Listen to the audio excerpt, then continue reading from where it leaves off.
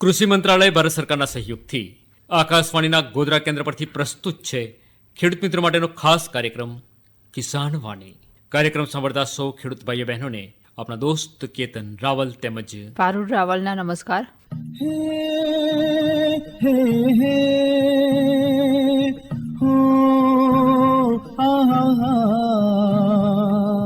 જગ આખાનો તાત છે એની તો આ વાત છે.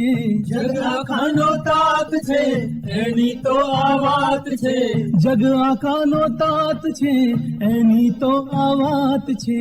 જગ આખાનો તાત છે એની તો આ વાત છે. ધરતીનો છે છોરું મનડું એનું ભોળું. ધરતીનો છે છોરું મનડું એનું ભોળું. કથા છે ભરી કથા છે ખેડૂતોની કથા છે. વ્યથા છે ભરી વ્યથા છે ખેડૂતોની વ્યથા છે. ખેડૂતોની અમૃત વાણી કિસાન વાણી. કિસાન વાણી કિસાન વાણી કિસાન વાણી. મીઠિયા તારા મોડવે આખું ચોમાહું આ ગલકો, તુરિયો, દૂધી અને આ પેલો ટીંડોળો ખૂબ થયો. હા, એ તો મેં આટલા બિયા નાખી દીધા એટલે થઈ ગયા. ચોમાહામાં તો વરસાદ પડે ને એટલે થઈ જાય. પણ આ તારા ઘરવાડામાં આજે તે પેલું વાલોડિયું બનાવ્યું ને વાલોડિયામાંથી મોડવો તૈયાર થયો ને મોડવો પર આટલી બધી શાકભાજી લાગી અને આખું ચોમાહું આપણે ખાધી. મજા આવી ગઈ. હા, આ વખત તો મજા આવી ગઈ. એમ થાય કાયમ આવું રહેતું હોય તો. કાયમ આવું રહે પણ મીઠી એના માટે છે ને કાયમ આપણે એને પાણી પીવડાવવું પડે. હું તો પીવડાવું છું તોય નહીં રહેતું. પણ એટલા પાણીએ ના ચાલે મીઠી. આ છે ને કોઈ પણ શાકભાજીને ભરપૂર પાણી જોઈએ. આપણે આ નાહવાનું ધોવાનું કપડાનું પાણી તું આની અંદર વારી મેલે એ પાણી નહીં, ચોખ્ખું પાણી આલવું પડે. ના, ચોખ્ખું પણ આપું છું પણ સુકાઈ જાય છે ઉનાળો આવે એટલે. તાપ પડે તો હુકાઈ તો જાય જ ને. પણ આ ચોમાહાન મેં કેટલું બધું વરસાદનું પાણી મળે. કેવા વેલા ફાલેલા ને બરાબર. હા, ચોમાહામાં તો એની જાતે જ થાય. ચોમાહામાં એની જાતે થયા અને આટલી બધી શાકભાજી મળી. પણ મીઠી મને એમ કે આ શિયાળામાં આવું કંઈ આયોજન ત્યાં રાખ્યું છે ખરું તારે મળવા પર કે આખું શિયાળો આપણને કંઈક શાકભાજી ઘરની વાળાની ખાવા મળે? ના, હજુ તો એવું વિચાર્યું નથી. નહીં વિચાર્યું? ના, અત્યારથી કોણ વિચારે, હજુ તો વાર છે. અરે મીઠી, વાર ના કહેવાય. અત્યારથી આપણે આગોતરું આયોજન કરીએ ને તો જ શિયાળાની અંદર આપણને આ ચોમાહાની જેમ આપણને આ શાકભાજી આપણા ઘરના વાડામાંથી જ મળે. અને શિયાળાની અંદર છે ને સૌથી વધારે શું થાય ખબર છે? વાલોડ. હા, એ તો થાય છે પણ એ વખત તો બહુ મળે છે સસ્તી. બધા એમને આપે છે. અરે મીઠી, આપણે બધા હાલે એ ખાવાની. આપણે આપણા વાડા જાતે પેદા નહીં કરવાની. પણ એમ કે એ તો બહુ મળે જ છે ને, એમ કંઈક બીજું કરીએ એમ. અરે મીઠી, આપણે બીજું તો કંઈક કરીશું. રેંગણોય કરશું ને મરચોય કરશું ને ટોમેટાય કરશું ને ગવાર ભીંડા ચોળાય કરશું. પણ આ વાલોડ ખાવાની જે મજા છે ને એવી મજા બીજા કશામ નહીં. હા, વટાણા ના થાય? વટોના થાય મીઠી. તો પણ વટોના મને જ છે ને એમ કે વટોના નહીં મળતા? મળે છે પણ તોય ફરક પડે એમ. હા, એ કોઈ ના આપે મફત એમને. મીઠી, વટોના મફત આલે કે વેચાતા આલે, પણ આપણે જાતે ખાતરીનું જે પેદા કર્યું હોય ને એ જ ખાવાનું. મફતનું ખાવાની લાઈમાં ઘણી વખત શું થાય ખબર છે? એ પેલું રાસાયણિક ખાતરથી પકવેલું આપણને ખવડાવી દે ને તો એની હાથે આપણે ઝેર ખાતું કહેવાય. એ તો મને ખબર છે, મફતનું નહીં, પણ આ તો એકબીજાને આપીએ ને, એ મને આપે હું એમને આપું, એવું બધું ચાલે ને ગામડામાં તો. ભાઈ, ચાલે, વાત સાચી છે, પણ ખાતરી ખરી એમને એમના ખેતરમાં કરી હોય આ પેલી વટોનાની ખેતી કે જે બી કર્યું હોય એ આપણને આલી જાય કે લો એક થેલી ભરીને વટોના આલ્યા.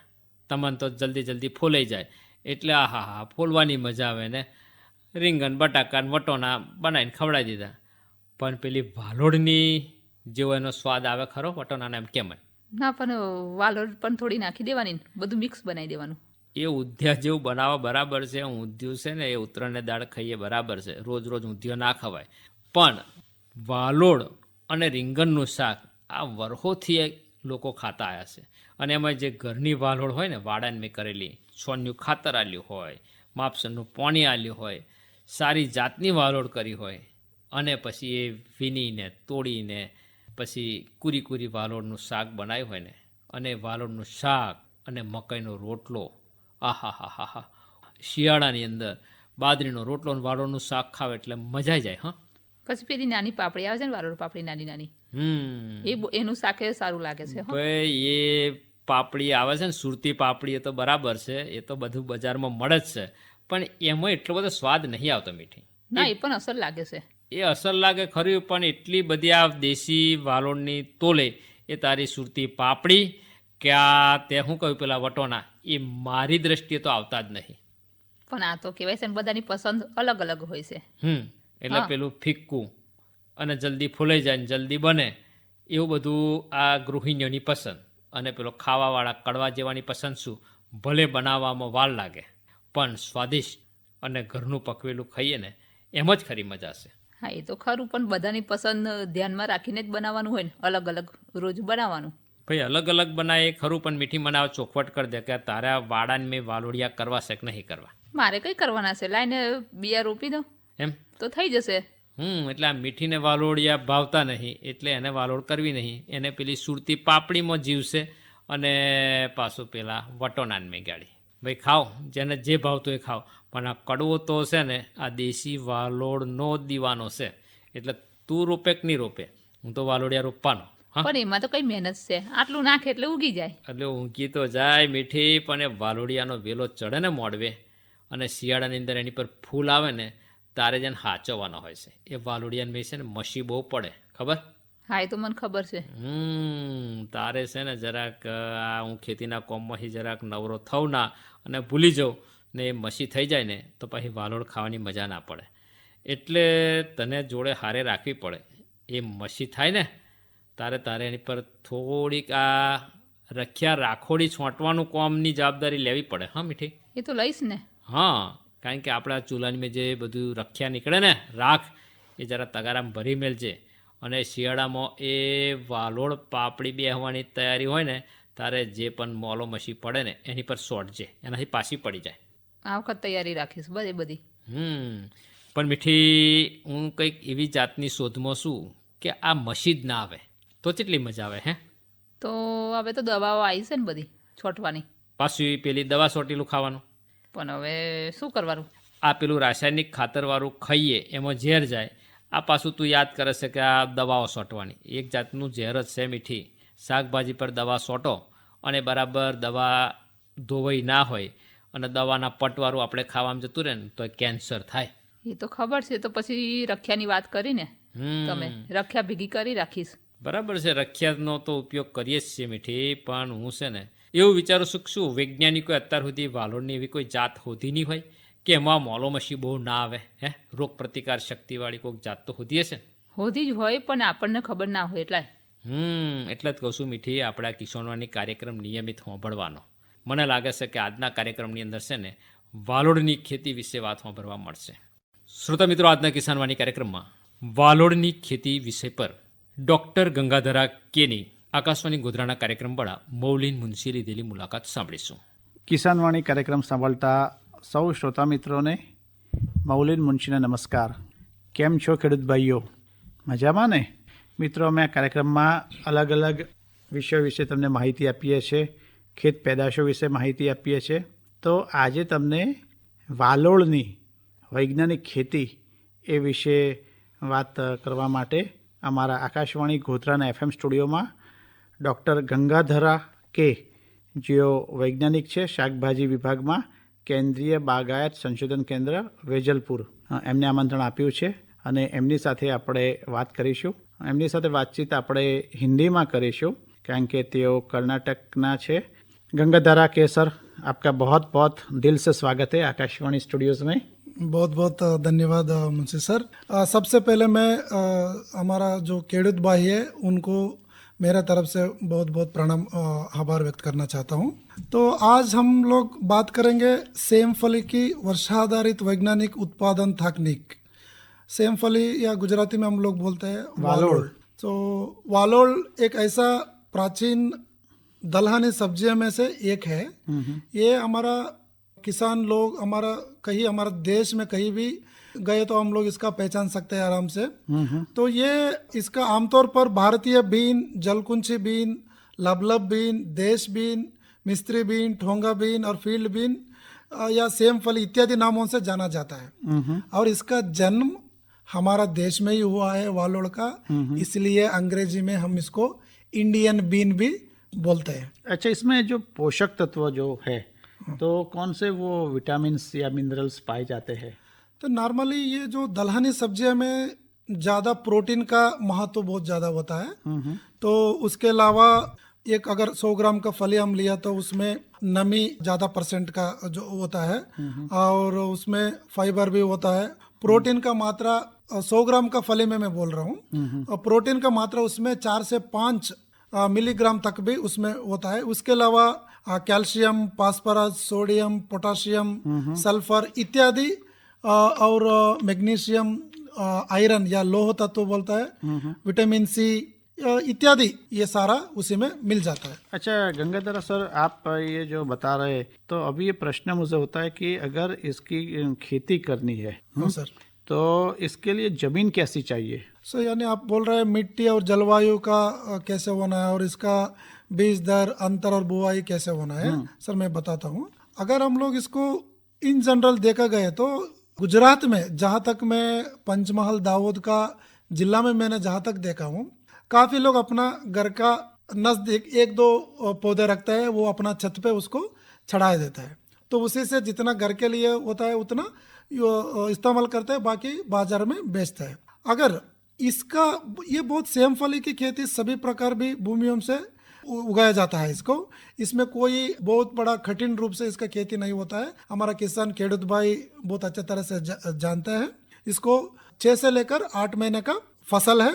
इसको 1 हेक्टेयर यानी 2.5 एकड़ जमीन के लिए 5 से लेकर 10 केजी का बीज चाहिए होता है। और उसको बीज मेन खेती में लाइन बनाते हम लोग, रिजस जो फरस होता है, लाइन में इसको उगाया जाता है। पौधे से पौधे हम लोग 1 मीटर अंतर रखने के लिए हम रेकमेंड करते हैं। और एक लाइन से दूसरा लाइन उसका भी 1 मीटर से लेकर 1.5 मीटर तक अंतर रखता है। अगर उसी का अंतर को डिपेंड करते हुए ये बीज का मात्रा हम लोग रेकमेंड करता है 5 से 10 केजी।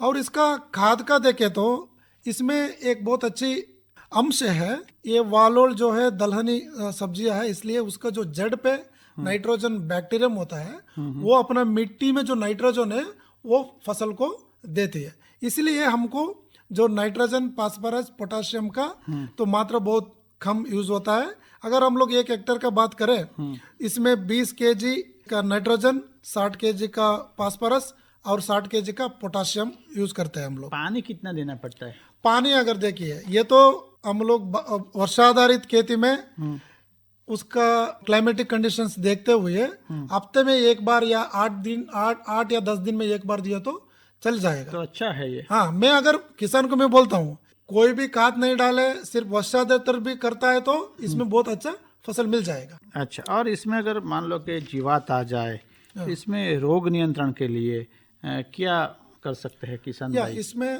वालोड़ में रोग नियंत्रण से पहले मैं एक और अंश बोलना चाहता हूँ, प्रजाति या किस्में। हमारे पास बहुत प्रजाति किस्में हमारे देश में रिलीज हो चुका है। और मैं कुछ हमारा बागायत संशोधन केंद्र में 2 प्रजातियां वालोड़ में निकाला है। एक है तार गंगा, ये हरी कलर का होता है। इसका जो फल होता है ये 16 से 17 सेंटीमीटर तक लंबे है और इसमें प्रोटीन अंश भी ज्यादा होता है। और इसका एक पौधे का जो फसल होता है 10 केजी आराम से मिल जाता। और दूसरा एक प्रजाति है तार किरण। तार किरण लाल कलर का फली वाली है और इसमें भी 8 से 10 केजी आराम से किसान को मिल जाता है। और जो तार किरण का जो मैं प्रजाति के बारे में बात कर रहा हूँ, ये रोग प्रतिरोधक शक्ति है। वो रोग है डालिकस येलो मोजाइक वायरस, यानी इसको वायरस रोग बोलता है। ये खेडूत भाइयों को पता होगा कि जैसे पौधे का पत्तियां पूरा पीला कलर हो जाता है, उसके बाद धीरे धीरे पौधे मर जाता है। ये रोग सफेद मक्खी लेके आती है। ये उसका जो वेक्टर हम लोग अंग्रेजी में बोलते हैं, सफेद मक्खी के द्वारा ये पीले का वायरस रोग आता है। तो ये रोग के लिए हमारा तार किरण प्रजाति रेजिस्टेंट है या रोग प्रतिरोधक शक्ति है। तो केड़ुत भाई अगर हमारा संशोधन केंद्र आए तो आपको ये बीज उपलब्ध है, आप ले सकता है और बहुत कम ही पैसे में किसान को हम लोग बीज उपलब्ध करते हैं। गंगाधर सर, ये आपने जो नाम दिए बराबर, जो प्रजाति, हाँ। ये नाम, इसका नामकरण कौन करता है? नामकरण देखिए हम लोग जो डेवलप जो करता है ब्रीडर हमारा संशोधन केंद्र में एक कमेटी होती है, तो कमेटी के द्वारा हम लोग अभी तार बोल दिया प्रीफिक्स में तार। तार मतलब हमारा जो संस्थान है बीकानेर में हेडक्वार्टर है, केंद्रीय शुष्क बागवानी संस्थान, वो हमारा तार मरुभूमि में, तार डेजर्ट में है, इसलिए उसको जमीन को पहचानने के लिए तो वो नाम शुरू किया है। अब पहले भी हमारा संशोधन में गोमा रिवर का नाम से जितना भी वेराइटी हमारा संशोधन रिलीज होता था तो गोमा रिवर पहले गोमा बोल के रिलीज करते थे, लेकिन अभी एक ही नियम आया है कि हेडक्वार्टर का ही सिर्फ प्रीफिक्स रखना है, इसलिए हम लोग तार का कंपलसरी रखना होता है और जो हम लोग दूसरा नाम रखता है वो अपना जो डेवलप करते हैं उनका ऊपर होता है। हमने इसलिए इधर तार गंगा लंबे वाली वालोड़ का रखा क्योंकि गंगा रिवर जो है हमारा देश में बहुत लंबे है, इसलिए हमारा जो वालोड़ लंबे साइज का था इसलिए उसको वो नाम रखा गया। और दूसरा तार किरण नाम इसलिए रखा गया है कि वो रोग प्रतिरोधक शक्ति है, लाल कलर का ही है और सूरज को मन में रखते हुए उसका जो किरण जो आता है वो लाल कलर का आता है, इसलिए उस प्रजाति को तार किरण रखा गया है सर। बहुत ही रसप्रद इंटरेस्टिंग इन्फॉर्मेशन आपने दी, क्योंकि जो लोग भी ये वालोड़ खाते रहेंगे तो उनको ये किस तरह से नाम रखा गया वो पता नहीं होगा। और दूसरा सर तार किरण लाल कलर का प्रजाति, इसमें मोस्ट इम्पोर्टेंटली लाल कलर का कारण होता है एंथोसायनिन। इसमें 180 मिलीग्राम से लेकर 2 ग्राम तक 100 ग्राम फली में उतना एंथोसायनिन कंटेंट होता है। ये वेरी इंपॉर्टेंट एंटीऑक्सीडेंट होता है, ये स्वास्थ्य के लिए बहुत इंपॉर्टेंट होता है। ये अंश हमारा वेराइटी में है सर। अच्छा, और हम जो बात कर रहे थे कि उनमें जो जीवात और रोग नियंत्रण के लिए क्या उपाय ये किए जा सकते हैं? हम लोग इधर दाहोद और पंचमहाल रीजन में सबसे बहुत ज्यादा प्रॉब्लम आती है वायरस डालिकस, मतलब सेम फली येलो मोजाइक वायरस। इसी से 70 से लेकर 90% तक इसका लॉस होता है। अगर ये रोग एक बार आया तो पौधों को हम निकालना पड़ता है। इसलिए अगर इस रोगों को रोकने के लिए, नियंत्रण करने के लिए पहले सफ़ेद मक्खी को नियंत्रण करना होगा, यानी कंट्रोल करना होगा। इसलिए जहां हम लोग वालोड़ का खेती करता है उसका आसपास घास नहीं होना चाहिए, क्योंकि ये जो घास में ज़्यादा इंसेक्ट रहता है, इसलिए हमारा जो पौधा होता है घास कंप्लीट निकालना चाहिए। उसके बाद जो निम्बड़ानी तेल, पहले से हम लोग केमिकल पे नहीं जाना चाहिए। निम्बड़ानी तेल जो मिलता है, नीम सीड कर्नल ऑयल जो बोलता है, उसको या 2 ml से लेकर 5 ml प्रति 1 लीटर में मिक्स करके स्प्रे करना पड़ेगा। इसको बोलते हैं हम लोग इंटीग्रेटेड, मतलब सामूहिक कीट नियंत्रण करना चाहिए। हमको पहले बोटानिकल्स में जाना चाहिए, उसके बाद कोई भी सिस्टमिक इंसेक्टिसाइड जो होता है सफ़ेद मक्खी को रोकने के लिए उसको रोकना चाहिए। सबसे पहले अगर हमारा वालोड़ का खेती में एक पौधे पीला कलर हो गया पूरा कंप्लीट, उसको जड़ से कंप्लीटली निकल के कहीं दूर खड्डा बना के उसमें रखना चाहिए, या नहीं तो कहीं दूर फेंकना चाहिए। इससे क्या होता है, एक पौधे से दूसरा पौधा ट्रांसफर होना कम हो जाता है। ये 4 अंश बहुत इंपॉर्टेंट होता है इस रोगों को नियंत्रण करने के लिए। जी, और गंगाधर केसर, आज आप हमारे स्टूडियो में आए तो हमें वो भी आप बताइए कि आपका जो शाकभाजी विभाग है, हाँ सर। केंद्रीय बागायत संशोधन केंद्र वेजलपुर, हाँ सर। तो आप वहाँ क्या क्या रिसर्च करते हैं? सर हम लोग बागायत संशोधन केंद्र में या फल और सब्जी का बहुत ज़्यादा ही रिसर्च चल रहा है। मैं शाकभाजी विभाग में क्या क्या हो रहा है मैं उसका आज बोलना चाहता हूँ। पहले सरगवा में हमारा संशोधन केंद्र से थार राष्ट्र नाम से एक प्रजाति निकली है। उसका फल का जो लेंथ होती है 80 सेंटीमीटर तक होती है। और दूसरा टमाटर में तार अनंत नाम से एक प्रजाति निकली है। और लौकी में भी तार अवनी, ये गोल शेप का होता है, वो तार अवनी नाम से एक लौकी का प्रजाति है। और आईवी गार्ड जो बोलता है गिलोडी, उसमें तार सदाबहार और तार दीप्ति ये वैरायटी उधर निकला है। और आगे भी कुछ आने वाले दिनों में पीला कलर का टमाटो और मिर्ची या भिंडी में भी संशोधन शुरू करने के लिए हम लोग प्रयास कर रहे हैं सर। आज तक चौड़ी में भी एक तार ज्योति नाम से तीनों सीजन में फल देने वाली चौड़ी का वेराइटी भी हमारे पास अवेलेबल है। और सफ़ेद कलर का वालोड़ भी संशोधन में शुरू है। और क्लस्टर बीन या गौर फली का जो बोलता है, सिंगल स्टेम का जो छोटे वाली फली ज़्यादा केड़ुत भाई प्रेफर करता है, वो भी संशोधन शुरू है। और हो सकता है अगले साल में वो उसका भी प्रजाति हम लोग रिलीज करते हैं सर। कितने एकड़ का आपका फार्म हाउस है? फार्म हमारा है 915 एकड़, यानी लगभग 1000 एकड़ जमीन हमारा पास है। उसको 5 ब्लॉक में डिवाइड किया गया है, फल और सब्जी और मेन बिल्डिंग ऑफिस का जो भी है। और अगर फ्रूट का बात करें, उसमें आम का बहुत प्रजाति है, उसका पौधे भी हमारे पास है। हमारे पास बहुत अच्छा नर्सरी भी है। और बेल बिल्ली पत्थर का भी गोमा यशी नाम से बहुत हमारा देश में बहुत फेमस वाली वेराइटी भी है, उसका जूस का भी हम लोग रेकमेंड करता है। और कट्टा इमली का भी वेराइटी है, जामुन का भी वेराइटी है तार प्रियंका, और इमली के भी एक वेराइटी निकल चुका है। और नींबू का भी एक वेराइटी हम लोग रिलीज किया है तार वैभव नाम से। उसके अलावा आंवला का भी प्रजातियां है, महुआ, चिरौंजी इत्यादि हमारे पास संशोधन है। अगर केड़ुत भाई जब भी हमारे पास आता है तो वो लोग काफी पौधे लेके जाता है। और हम लोग हमेशा केड़ुत के लिए काम करते हैं सर। रीजनेबल रेट में हम लोग देता है, क्योंकि कोई भी पौधे 100 के ऊपर नहीं है हमारे पास। अगर आम 60-70 रुपए में मिलता है, बिल्ली पत्थर 30 या 40 में मिलता है, और करोंडा, चिरौंजी, महुआ ये 30 रुपए में एक पौधे में मिलता है। अच्छा, अगर खेडूत भाई यहाँ आपके यहाँ आए तो आप उनको किस तरह से सब समझाते हैं, किस तरह से आपके रिसर्च के बारे में बताते हैं खेडूत भाइयों को? इधर हमारा जो पंचमहल दावत में काफ़ी ट्राइबल जो फार्मर्स आता है, उनको वैज्ञानिक खेती पद्धति कैसे करना है, या फल का पौधे कैसे लगाना है, और बीज का उपचार कैसे करना है, और उसका जो भी इंटरकल्चरल जो ऑपरेशन जो हम लोग बोलता है, पहले से लेकर फल तोड़ने तक भी उनको हम लोग ऑफिस में बुला के, या जब भी वो लोग फ़ोन करता है, या जब भी वो लोग हमारा इंस्टीट्यूट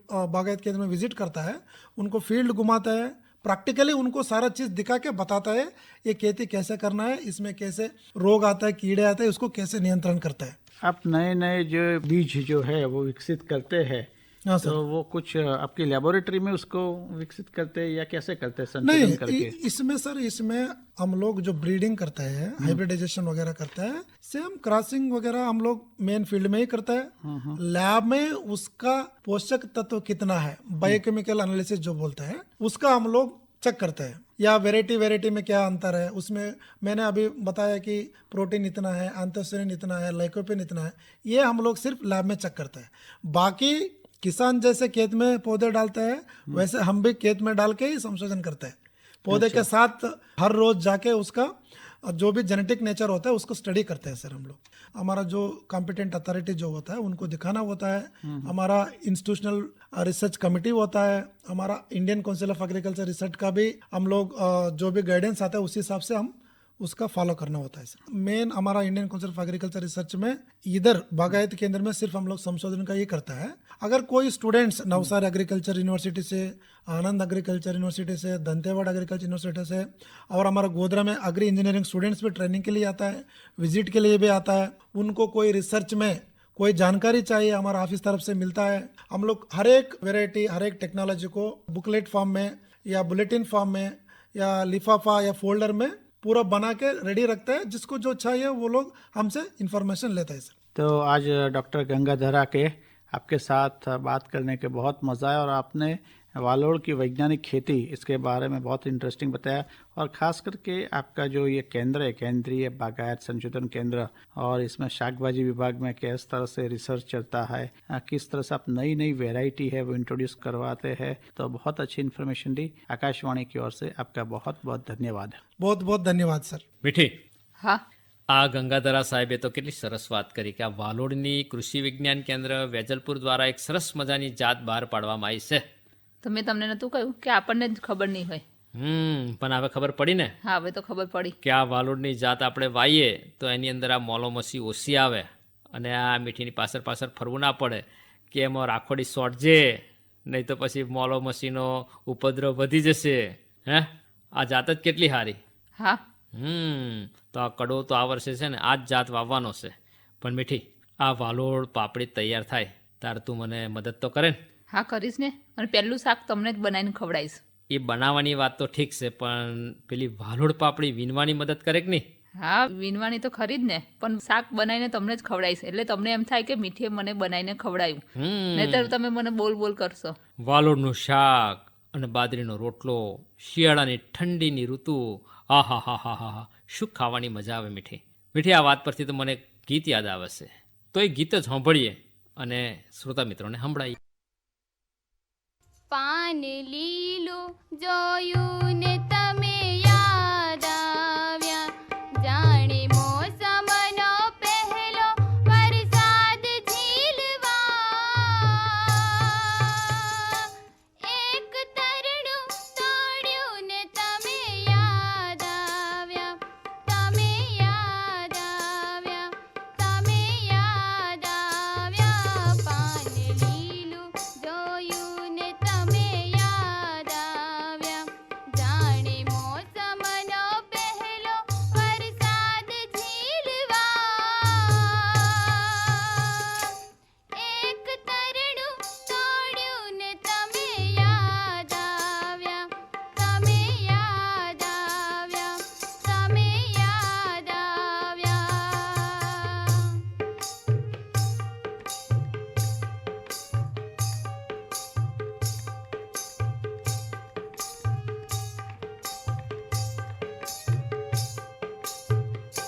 ક્યાંક પંખી ટહુક્યું ને તમે યાદ આવ્યા, ક્યાંક પંખી ટહુક્યું ને તમે યાદ આવ્યા, જાણે શ્રાવણના યામમાં ઉઘાડ થયો રાત, એક તારો ટહુક્યો ને તમે યાદ આવ્યા, તમે યાદ આવ્યા, તમે યાદ આવ્યા. પાન લીલું જોયું ને તમે યાદ આવ્યા, જાણે મોસમનો પહેલો વરસાદ ઝીલવા, એક તરણું તોડ્યું ને તમે યાદ આવ્યા, તમે યાદ આવ્યા, તમે યાદ આવ્યા.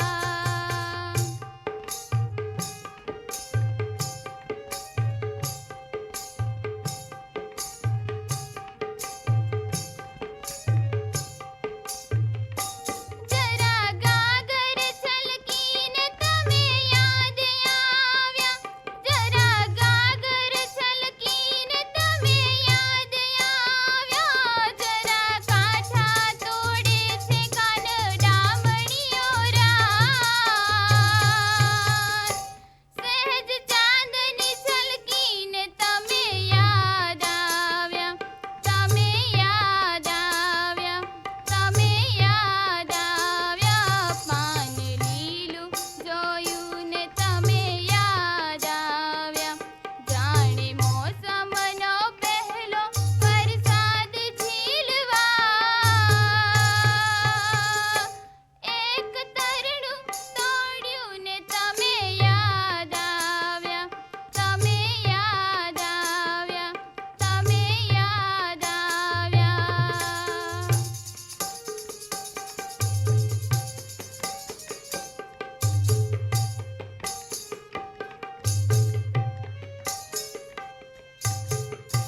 કોઈ આંગણે અટક્યું ને તમે યાદ આવ્યા, કોઈ આંગણે અટક્યું ને તમે યાદ આવ્યા, જાણે પગલું દુનિયામાં ચોર થયો રાત, એક પગલું ઉપડ્યું ને તમે યાદ આવ્યા, તમે યાદ આવ્યા, તમે યાદ આવ્યા. પાન લીલું જોયું ને તમે યાદ આવ્યા, જાણે મોસમનો પહેલો વરસાદ ઝીલવા, એક તરણું તોડ્યું ને તમે યાદ આવ્યા, તમે યાદ આવ્યા, તમે યાદ આવ્યા. કૃષિ મંત્રાલય ભારત સરકારના સહયોગથી આકાશવાણીના ગોધરા કેન્દ્ર પરથી હમણાં આપ સાંભળી રહ્યા હતા ખેડૂત મિત્રો માટેનો ખાસ કાર્યક્રમ કિસાન વાણી. અનાજના કાર્યક્રમમાં આપણી સાથે અમો હતા કેતન રાવલ તેમજ પારુલ રાવલ. મિત્રો આ સાથે જ કાર્યક્રમ અહીં પૂરો કરીએ છીએ. તો કાર્યક્રમથી છૂટાપડાને આપશો રજા. રજા.